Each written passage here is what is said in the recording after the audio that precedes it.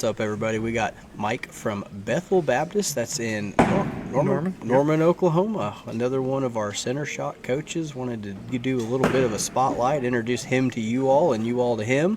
So tell us about your program. Appreciate you having me on here. So we started Centershot about 6 years ago, and it's been a lot of fun. We started with just life leagues, and we were you're practicing at 10 meters. Some of the kids that were getting older were starting to lose interest in it, and then we started to get into the competitive, and it's really kind of rejuvenated our program and gotten the kids excited about it. So we really enjoyed doing that. Okay, so 6 years in this. Yes. Seeing it grow real quick? Yeah, absolutely. So over those 6 years, I think we've had a couple hundred kids go through the program, so it's been a real blessing for our community and for our church family, and yeah, it's been nice. Perfect. Were you an archer before that, or was that your introduction to the sport? So I myself and a couple of the other coaches, we were all pretty avid bow hunters as well. Okay. And so naturally we were trying to find a way to combine archery and sharing the gospel, and my wife said, don't reinvent the wheel, let's just Google it, and we happened to find Centershot and started the program there, got a lot of buy-in from our church staff, and used one of our older facilities at first, and we've since upgraded the one where you were at for the our tournament, so that's our newer building that we use it for. And yeah, it's been a lot of fun to watch the kids grow and go from that. Must have a very supportive congregation to let them shoot bows and arrows in the new building. Yes, I had to basically prove. I said, well, we've done this 4 years, and we've done 2 sessions per year, so 16 weeks a year. And I said, I have one hole in the wall, and it was that's when we also discovered our age limit. And somebody just couldn't quite draw back, and he kind of sky drawed a little bit and went over the top of the net. But aside from that, it's been super fun, and everyone's kind of said, yeah, this is a really great program, and let's use our facilities and get the kids. Our youth building is also kind of a community building, and this is a great community event that we can end up using for it. It's a great facility. It looks like a very small concert hall almost, but looks like a big court, and they had the Centershot on one side. Oh, I'm sorry, they had the bullseye on one side and the Centershot on the other side of it. So 2 rooms back-to-back, paper targets and 3D both in the same venue, and worked out fantastic. I mean, he had a big an overhead observation deck for mom and dad and grandma and grandpa, everybody to come kind of share in the festivities. It's a family sport. You see our here on the camera up in the nosebleeds here, our peanut gallery. So shout out to everybody watching at home. That's been the best thing about the podcast is there's probably seating for you and room for you, but not all the venues have that. Like some of our local indoors, we used to do shoots down at one of the locals, and there's just no room at the back of it, and somebody's like, hey, his grandma gets to watch. She couldn't make it out, didn't have room for her, didn't have handicap accessible bathrooms, and had like a motorized chair of some sort. Okay. She gets to watch from home now. She's got you up on the big screen. I said, well, I'll try to keep the camera off my face if I can. And that's probably not what they want to be looking at. But it is convenient like that when you have good venues that can accommodate the space, because you want to bring mom and dad and aunt and uncle, and I had somebody come up and say their aunt's watching from New Jersey, she's never seen them shoot, cool. And all that kind of fun stuff. So it's good. We're in a small corner of the world, it's not really a spectator sport, but we want to bring it right to your living room TV all the time. Absolutely. That's a lot of fun. Yeah, I mean, that was one of our big motivations for starting the program, was the cross ages. And so we specifically... This is your first scoring round at 10 meters. This is your first scoring round at 10 meters. We started with 6 coaches, and we had basically tried to get 2 from each age range, 2 in their 30s and 40s, 2 in their 50s and 60s, and a couple older as well, and really just allow all these kids to have all the different ages all mixed together. And that was a real big reason that we also wanted to start it the way that we did, was to get a lot of these age groups interact together. And it's been cool. And again, with all of our guys being bow hunters, then after we would have the kids shoot, we had the parents come out and shoot with us, and it was a lot of fun. So now obviously we try to focus more on the practice with the competitive side, but when we do our life leagues, like I think our most popular night is apple night, where we set apples on top of the targets, and that's what they're shooting at, to do the old arrow through the apples. And it's a lot of fun, and our rule is if you hit an apple, you get to eat it afterwards. So that's the that's the competition. Never been that motivated to consume fruit until there's a little bit of bragging rights behind it. Yeah. So what nights do you get together on? Typically for our life leagues, we run those on Tuesday nights. Actually, we run all of it Tuesday nights, and we do our life leagues in the fall, and then winter, spring, we do our competitive leagues. And sometimes the timing's different depending on how many kids we sign up. Sometimes we'll run 2 sessions back to back, so an hour, and then another group will come in if we don't have enough space. Because we always try to make sure that you're never waiting more than 1 round to shoot. So we're not trying to go through and have you sit there and watch 2 other rounds shoot between your time. I got you. So what exactly is a life league? A life league, we say it's open from anyone ages 6 to 99. So we have anybody that might want to learn the skill of archery, come on out. So we have whole families come out and shoot together. Okay. We've had people that are retired in our congregation are like, my husband and I want to come out and learn how to shoot archery, and they're in their 60s, and they just come out and learn, and it's a lot of fun. And then we have all the way down to like first graders that are out there with the Genesis mini bows and trying to get the foundation and get them interested in the sport. Yep, it is hard. What's been the best part of it for you personally so far? Your second scoring. Well, I think getting to share the gospel with as many people as we have, and the relationships that we've gotten to build, and watching these kids go from where they're shooting the Genesis mini bows as first graders, and then they stay with it, and next thing you know, they're qualifying or getting awards at state and stuff. And that's been my favorite thing to watch is watch them become passionate about the sport. And all of a sudden, they come once and they're like, yeah, I think I'll do it again. And the next time they come, then their parents are like, where can I get them their own bow? And where do I get for targets? And how do I practice at home? And all of a sudden you've gone from a kid that was like, I don't like this, to a love of archery. And then getting to share the gospel with everybody every week is just a really big passion, and the main reason that we do it. Would have loved to have had this in my youth program at church growing up. I mean, they took us to church camp and go-karts and mission trips to Stillwater and all the way to South America, but we never got to shoot bow and arrow. I think that would have been right up my alley, because I would shoot. I grew up shooting, but it wasn't something that was incorporated into the church curriculum. But if you can get them they want to shoot archery, and you can get them to church in the meantime, that's you're winning twice. Yeah. So it's something that, and now the schools are doing so much. And it's like, I did it at school, now I can do it at the weekend. It's like, mom and dad say, yeah, you don't need a bow, you'll have one at the school. Well, I need one for church now. Well, I guess he needs it for church now. Let's go down to the local archery shop and get you rigged out, son.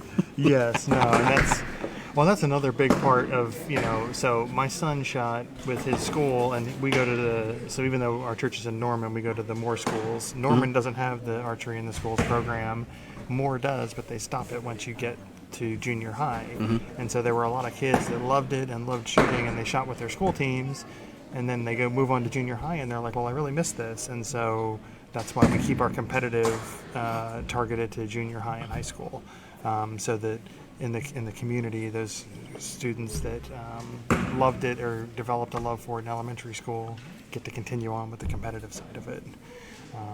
So that was a big motivation once a lot of those kids that were taking it really seriously all graduated elementary school and went into junior high. That was a big motivator too, to get in, to go to the competitive side. So what does your yearly competition schedule look like? I know you do stuff at your home church, and then you also go travel around to different events. Yeah, we try to get to 3 or 4 tournaments a year, and then we also do the Centershot virtual tournament. So we actually just shot that this week on Tuesday night, which is a really cool thing. That one's really easy. We just replace one of our practice nights and shoot that, and it gives them that feel. And but yeah, that's one of the things that we try. We do the Life League in the fall, and then our competitive schedule we start in January, and then just get in as many tournaments as we can up through state, and go from there. Do you ever see the kids, because archery is everybody's a champion of their own backyard, but when you go to the big tournament, the nerves kind of kick in. Do you see that with some of the younger shooters, or is it something that they have no idea that this is different when it's for score or at a tournament? More the older students, honestly, the ones that are really that are comfortable and or the ones that have expectations of how they want to do. Those are the ones that get nervous. The ones that are just out here for fun, but they're like, oh, I get to actually go shoot in a different place and go somewhere. I don't care how I do. They're, they sometimes come out and shoot their best scores that they have. But the ones that are like, I've got to do well today, they put a little bit of extra pressure on themselves sometimes. It kicks in. There's nothing you can do to get away from it. Right. It doesn't stop no matter how old you get. Biggest advice you give them, just have fun. Yeah. Yeah. I mean, the only person expecting you to do well is you. Yeah. Nobody else cares. Yeah. And it really doesn't matter. Yeah. But it is something that you have to deal with the nerves when it's a competition, Yeah. First in practice, all in the middle. Second in for practice, all in the middle. First in for score. Woo. Yeah.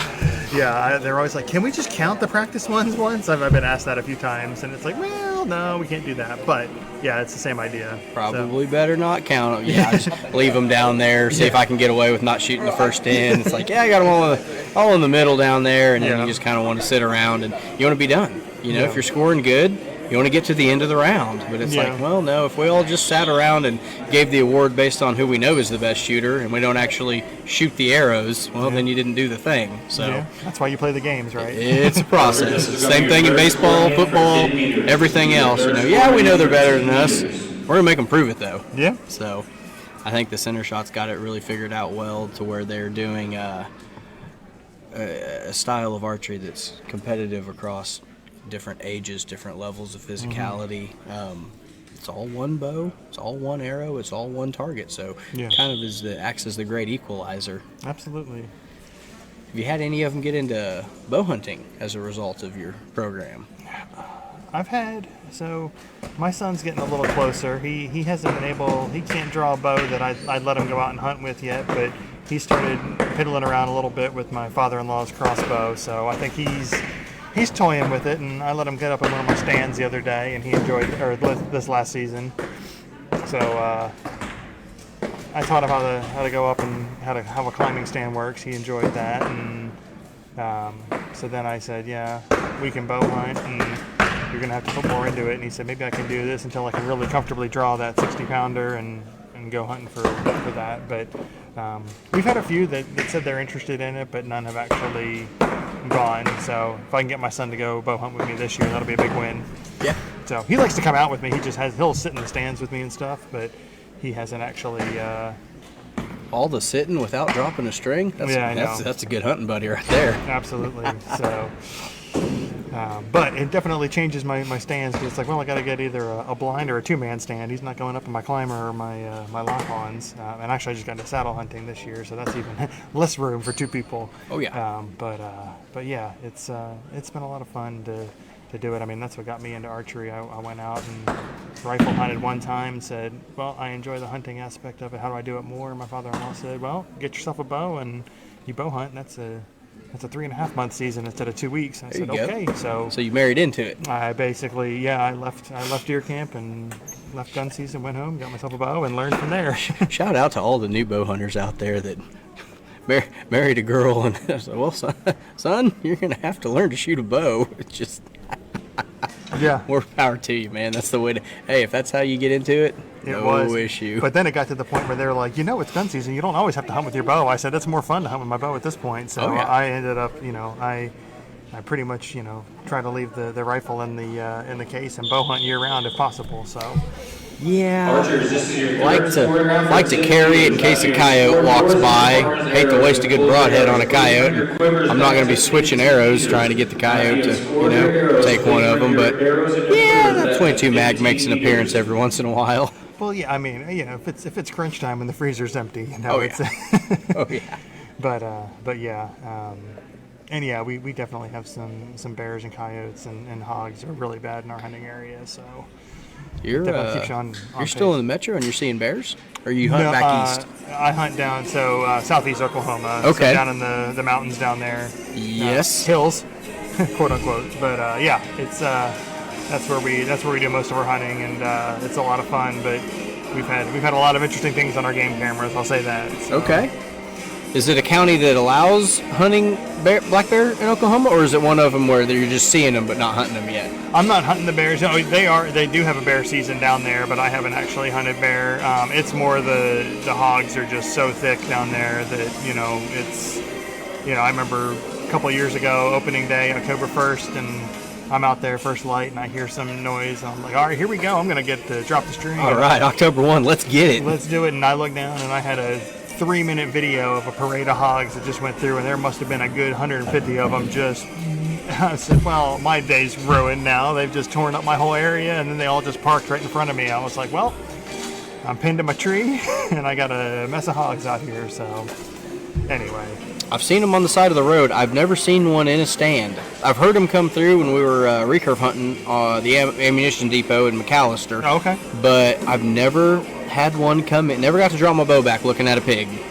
Very, I guess they just know I can shoot a little bit. I don't know what it is. It's like, yeah, the arrows are cheap. They sell them by the dozen. Like a whitetail, 40, 50 yards is as far as I'm going to take a poke. Mm-hmm. Hog, 60, 70. Yeah, let's see what that arrow drop is at 65 yards. Like, I'm not concerned necessarily about the ethics of it when it's not predator or nuisance control. That's what we're looking for. Yeah. But everybody out there needs to shoot your coyotes, shoot your hogs, shoot your raccoons. Everybody's looking at the NWTF logo there on the netting. It's like everybody used to trap coons. That was the thing, and turkeys appreciate it. Anything that's a nest predator, we need to be out there, taking the numbers down as much as we can, and maybe we get back to above a one bird limit. Yeah. So, yeah. You chase turkeys?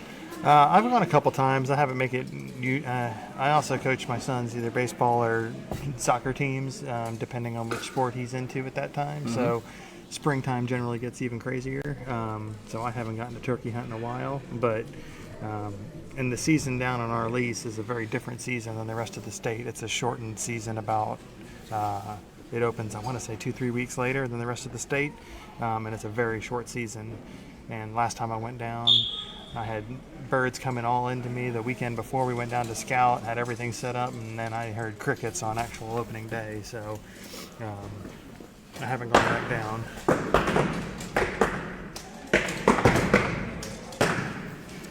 But one of these days I may pull the bag of decoys out and try it again. It's a lot of fun to chase them. Yeah. I went the first 30 years of my life and never hunted a turkey. And all of a sudden, because deer hunting, it's sit still, be quiet, try to not smell bad, sit still some more. Very little movement. Turkeys are out walking, get to stretch your legs, get a little sunshine in there, break a sweat. Yeah. And you hear those things coming in, they're ready to fight, do their thing, and they come in the field and they're all like, where's that guy at? He was just talking smack about me. She's my woman, get off of her. Yeah. And then you just see him get all fired up, and it's like I've never hunted anything that reacts like that. I mean, I've heard people grunting and rattling a deer in, and I've never really attempted it, and haven't had them react like that. I just wait for them to show up and run an arrow through them. Kind of simple. It sounds boring, but turkeys, it's a rapidly evolving situation. Yeah, absolutely. Like anybody remembers playing Army as a child? It's like you get to crawl on your belly, you get to dive in a ditch, you hide behind a tree, cut a limb off, throw it over your lap and sit real still for like the last 10 minutes of it. Whitetail hunting, man, you're out there frozen to a tree for 4 hours at a time, hoping you see something. Yeah, I think my favorite hunting trip, even though I came back empty, was going out and doing some spot and stalk mule deer stuff out west, and that was a lot of fun to be crawling out there and getting out there and glassing them from 400, 500 yards, and then spending the next hours trying to get close. It definitely is an interesting experience and a change of pace from whitetail hunting for sure. Picking sandburrs out of your elbows and everything else. Oh yeah. Haven't got to bow hunt them yet. Had some turkeys come in down in Okema one time, and I moved my pinky finger in the direction of my bow, and I saw 20 of them blow up on me. I mean, it's like, yeah, you can, because I knew it was season. My dad had told me if they come in and you can get drawn, it's legal to take one.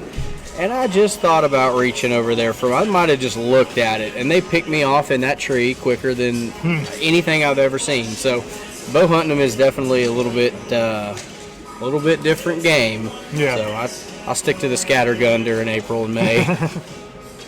But it's a lot of fun. It just gives you another opportunity to be in the woods, put some meat in the freezer. Yeah. So do you have any good successful bow hunting stories the last couple of years? You had anything wild happen to you in the woods? I think probably the craziest was getting to see my first mountain lion, and I think that was definitely that had some hair standing up on my neck. But did you see it or did it see you? I saw it, so it was.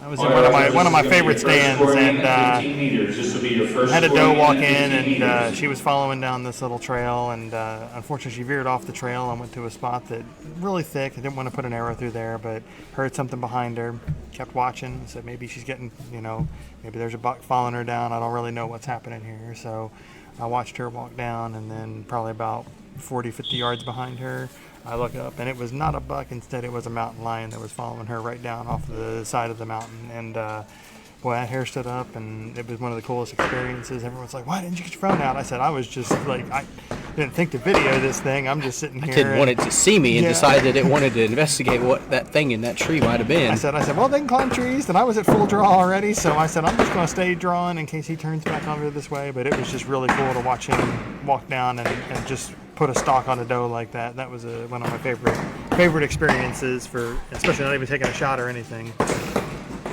Yeah, it's a little different predator. I don't know what the laws are on being able to fling an arrow at one, but bobcat, coyote, you're usually at full draw as soon as you see one. Mountain lion, some of them have collars on them. They got people that track where they are, and I don't know if flinging an arrow at one would be a good idea. Yeah. I know there's states you can go do it. My dad went and did it in Nevada, Utah, one of those two states. Yeah. Got a hoping young cat sitting up there on the wall in the house. And nice. Hunt them with dogs. And he goes, yeah, they let the dogs out, and you follow the dogs for 10 miles up the mountain in the snow. And then once they train them, you're just like, all right, well, game on. Hope your cut chart's good. You're shooting at a 88-degree up angle. Like, yikes. And then what happens? Well, if the cat falls out of the tree and runs the other way, you're good. If the cat falls out of the tree and runs towards you, it's a bad day. The guy going, don't shoot my dogs. Don't you shoot my dogs, mister. So, yeah, it's an interesting process for sure. Different hunting styles for different people. Yeah. It was a neat experience though, and I had a couple family members that were like, "You didn't see a cat. It was probably just a bobcat." I was like, "No, I know the difference." And sure enough, the next season on that same deer trail, about 200 yards away, we got the cat on game camera. So they're like, "Huh, sure enough, there's a mountain lion." Look at the tail on that thing. Like, yeah, there's a difference. I said, "That's the one I saw." My dad got a picture of one with a cell phone through a spotting scope in our backfield. Okay. You see that long tail come off the back of it, and you're like, "That ain't no bobcat. That's full-grown problem right there." Absolutely. So they're passing through. My buddy up around Skytook had one on his camera, a picture of it and video too, and I'm just like, I'm shooting. I'm flinging an arrow if I see one. I don't. Yeah, I guess we'll deal with that later. But I don't want to share the woods. I'll share the woods with any creature, but not that one, man. Yeah. Not in the dark. Once you hear one of those things, hair on the back of your neck stands up, and it's like, oh, I'm not really scared of the dark. Let's keep it that way. It's like, that is an apex predator right there, and I don't like competition. No, and well, I mean, I will say that once we got them on game camera that year, the next couple of years after that sighting, our encounters in the woods were way down with deer. So our population, I'm pretty sure, started to fall off, and they take some deer. They're eating. If not, they wouldn't be around anymore. They're eating deer. They're eating turkeys. I was like, can I get one to train to just eat the coyotes, bobcats, and hogs? Like, can we be on the same team and coexist? And he's like, no, I'm going to eat everything you want to kill. Yes. I'll leave all the hogs and just go for the deer. You made an enemy out of me already. All right, I see how you're going to play. Well, I mean, it's part of the ecosystem. Everybody out west is worried about wolves getting reintroduced, and that's something that they all have to contend with, and those ranchers are, they're not happy about it. They got cattle out there, and it's like, I'm not playing ball like that, man. There's management, and then he's eating what I'm going to eat. So I have to be part of the ecosystem. Fair enough, yeah. You just gotta check your local laws or regulations. Be friends with your local game wardens. I don't know where Dallas Barber is right now, but if he's tuning in, drop us a comment below. Let us know how big a ticket we're gonna get if I run an arrow through a mountain lion in Tulsa County, Oklahoma. Some of them had the radio track collars on them years ago. And I heard a story about somebody shot one, threw it in his pond, and the game warden was at his door 2 hours later going, well, he quit moving, and he quit moving on your property, so we think it's, you want to tell us where he is, or we got to go looking? He goes, it's in the bottom of that pond. All right. Cut that tracking collar off of him. Go to the middle of town, go to Walmart, just stick it right in the back of somebody's truck, man. Do you believe that? He was going to the produce section. Lucky some old lady didn't get killed grocery shopping after church. But that's a different management conversation all of a sudden. Yeah. So we're just shooting Genesis today, so nobody's got broadheads on them. They don't even have screw-ins. They're all glue-in points. Yes. Yikes. Man, that would be out there with your Genesis walking through the forest. King of the jungle comes up on you. That would be an experience, I'll tell you that. Yeah, I'd probably save the arrow and get going. It's a better hand-to-hand combat than a projectile at a certain point. But, I mean, the paws on them are like that big. You don't realize how big they are until you see them up close, and you're like, that's a 200-pound killing machine right there. That was the telling point, because going back and seeing the track that he walked down, he did have to cross a road to come down, and you could just see that print, and it was like, okay. Yeah, it's like that is an apex predator. Mm-hmm. And they're at home in the woods like the rest of us. They're just a lot better at it. You can see in the dark, move silently. You don't hear them. It's like a lot of people. It's like how close have so many people been to one? Like within 100 yards and had no idea. It's like that cat's probably knows everything. He knows everybody in those woods. He can smell everything. He can see everything. And he just goes about his business. And you don't think anything of it. And it's just a select few of them that'll actually lay eyes on one. And they're like, ooh, I'm not alone out here. Yeah. Everybody's worried about Bigfoot and aliens. It's like, man, I've seen what big can do to you. You know, bobcat and coyote run off. Mountain lion, yeah, they really don't have a lot of reason to be scared of. You know, me wearing my glazed orange up in the saddle with my compound. It's like, yeah, not a fan. I had a doe I shot a couple years ago, right at first light. Went with tractor, found her. She piled up after 30, 40 yards, just like she's supposed to.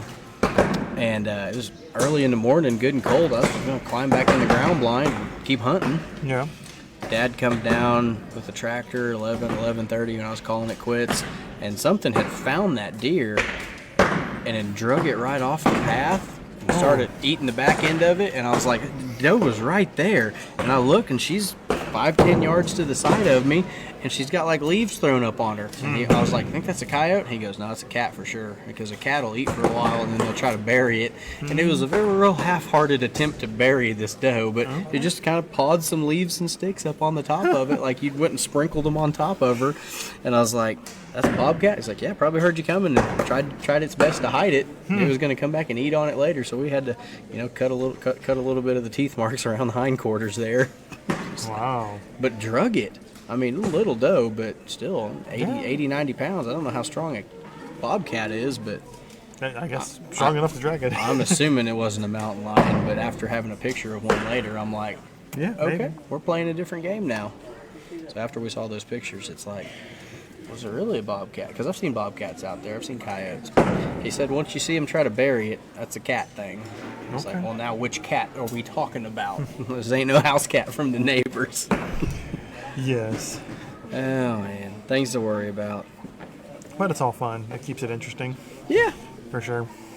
And it's a rapidly evolving situation. I remember back, it had been years and years since we'd seen a hog, never on our property, but we knew they were in the area, they were coming. We finally got 3, maybe 4 pictures of a hog on camera, and one night, it was way past dark, and it was just one, it was a boar by itself, and people are always like, hey, if it's just a boar, he's just passing through, he'll munch around. He came to the corn feeder, it's like, didn't knock it over, didn't tear anything up, just passing through, and we got 3 or 4 game camera pictures of him.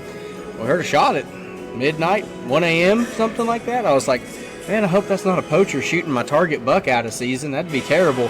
Well, we quit seeing the hog after that, so I guess farmer next door saw him too and said, that's about enough of that. And, sometimes it's everybody's got their thermal scopes and spotlights now. It's like, I don't know what you need to hunt at night unless you're really, really big into coyote hunting. But shout out to whoever popped that hog in Osage County, east of town. It's like, we haven't seen one since. I run those cameras pretty good, but I know when it gets bad, they outbreed quicker and you can kill them. Yeah. So it just wildlife management 101. Yep. We've tried trapping them, we've tried shooting them, we've tried pretty much everything, and they just overrun our lease. So now we just gotta kind of deal with it. But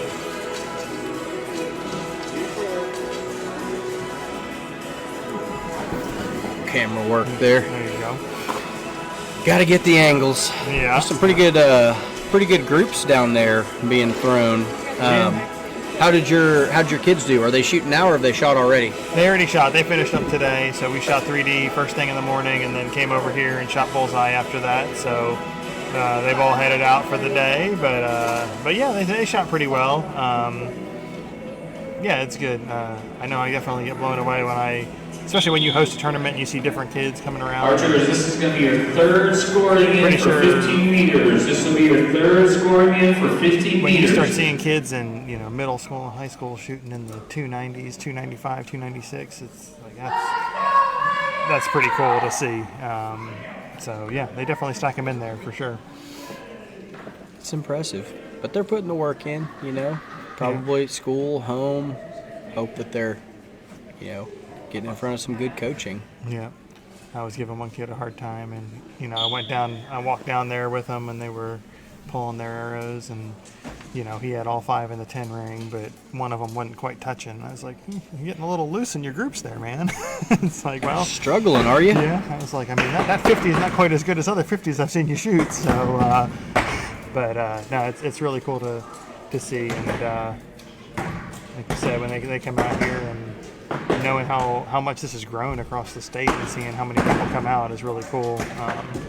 Our tournament, this is the second year that we hosted our tournament at our church, and last year we had 120 total registrants across bullseye and 3D, and this year we're around 270, so that's pretty exciting to see.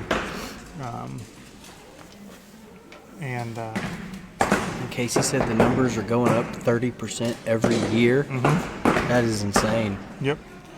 It's we've done state. This is the third year we've done state, I want to say. We had to expand. Kasey had to expand it to here just because the other places we had outgrown. And this is an awesome facility here. I like having it here, and it just when you get to the point where you have to start doing it over 2 days because you fill it all up in one day, that's a good sign. Yeah. So. We saw our ASA tournament go from Saturday, Sunday at State to Friday, Saturday, Sunday, and went from 1 30 target range to 2 30 target ranges, and it's like, it's July, it's the middle of July, let's do everything we can to help them move it along quicker just to not get, it's outdoor sport, so heat stroke, dehydration, sunburn, ticks, copperheads, you name it. We're out there battling the elements. So open it up for another day, get 2 separate ranges, one for the shorter ranges, one for the longer ranges, and hopefully cycle them all through. I wish I could get it to run as smooth as this. They've got it timed. I think they're an hour and 15 per. It takes about an hour, a little 15-minute break, and they've all started on time. Yep. Like, they have this dialed into an exact science. Yeah, it's really cool. It's good to see. So. All right, Archers, thank you for sitting down with us, Mike. Tell everybody real quick where they can get a hold of you if they want to be involved in Centershot, or where they can find you. Okay, so if you look at our Bethel Baptist Church Centershot page, bbcnorman.com/Centershot, that'll give you all the dates. You can sign up, register there, and love to have you down there. We're right off of Lindsay Street in Norman, so love to have you out, and pleasure talking to you today. So appreciate it, man. Thank you. Thank you.